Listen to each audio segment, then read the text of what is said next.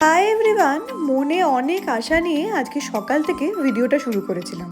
কারণ আজকে মার বোনের আসার কথা ছিল প্রয়াগরাজ। সকালে আগে উঠে বেডশিট চেঞ্জ করেছি, ঠান্ডার জন্য কম্বলও বার করেছি। সব গোছগাছ করার পর নিজের খাওয়া দাওয়া সেরে ফ্রেশ হয়ে চান করে রেডি হয়ে অফিসের জন্য বেরিয়ে পড়েছি। তাড়াহুড়োর মধ্যেও যেন কোথাও একটা আনন্দ ছিল, একটা এক্সাইটমেন্টই বলতে পারো। কিন্তু অফিসে যাওয়ার ঠিক 2 ঘন্টার মাথায় জানতে পারলাম মাদের ফ্লাইটটা ক্যান্সেল হয়ে গেছে। ইন্ডিগোর এই যে ক্রাইসিস তৈরি হয়েছিল সেটাতে আমরাও ভুক্তভোগী। মন ভীষণ খারাপ, কারণ ওই দিন দুপুরের পর আর ফ্লাইট ছিল না। আর পরের দিনের ফ্লাইটের দাম ছিল আকাশ ছোঁয়া, প্রায় 60-70 হাজার টাকা। এত প্ল্যানিং, এত এক্সাইটমেন্ট সব পজ হয়ে গেল। আর ওই দিন আবার অফিসও তাড়াতাড়ি আমার শেষ হয়ে গেছে।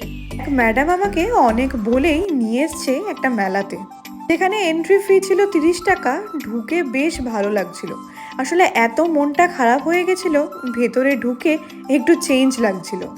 টুকটাক কয়েকটা জিনিস কিনেছি, ইভেন খাওয়া দাওয়াও করেছি। খেয়েছিলাম ওই দিনকে আলু টিক্কি চাট। আমার আসলে চাট খেতে ভীষণ ভালো লাগে। টেস্টটা বিশাল আহামরি তো বলবো না, কিন্তু হ্যাঁ ভালোই ছিল। এই দিন আবার মেলায় আসার আগে আমাদের প্রায় 45 মিনিট জ্যামে ফাঁসতে হয়েছিল। মনে হচ্ছিল যেন সবই গন্ডগোল হয়ে যাচ্ছে। কিন্তু যখন মেলায় ঢুকলাম, একটু খাওয়া দাওয়া করলাম, ঘোরাঘুরি করছি, জিনিসপত্র কিনছি, অনেকটা বেটার লাগছিল। আর এই স্টলটায় দেখো, পেন্টিংগুলো ভীষণ সুন্দর। আগের স্টলটা থেকে আমরা বেশ কয়েকটা জিনিসও কিনেছি, তোমাদের দেখাবো। অনেকক্ষণ ঘোরাঘুরি করার পর প্রায় রাত 9টায় এখান থেকে বেরিয়েছি। আর আমার সোসাইটি থেকে 15 মিনিটের ডিস্টেন্স। ওই ম্যাডামের সাথে স্কুটি করেই এসছিলাম। আর ফেরার সময় আজকে যা ঠান্ডা ছিল, বাড়িতে ঢুকেই যেন এক রাশ মন খারাপ। কত ভাবছিলাম যে এরমভাবে যখন ঢুকবো কতটা জমজমাট লাগবে। তো যাই হোক, আবার ওদের আসার জন্য ওয়েট করব।